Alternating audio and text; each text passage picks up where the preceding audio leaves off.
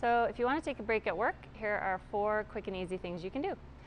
Straighten your arms out. We're going to move our wrists in a circular range of motion or a continuous active range. It's nice to hold your wrist upwards so you limit movement from your elbow, both wrists. Do this nice and slow, a couple of times. Next thing we want to do is just get some good range of motion in our neck. So you can just turn all the way to the left, repeat that all the way to the right, and go ahead and tuck your chin down and all the way up. And again, do these nice and slow so you get a nice squeeze at each end. If you have room to get on the floor, we're going to do a couple of cat-cows to stretch the low back out. Sag the belly, lift the head up, press away actively through the shoulders, lift the back up.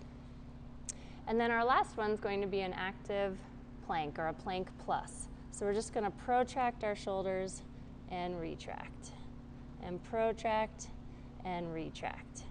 And if you have time to do that, it should only take you about 2 to 3 minutes a couple of times a day.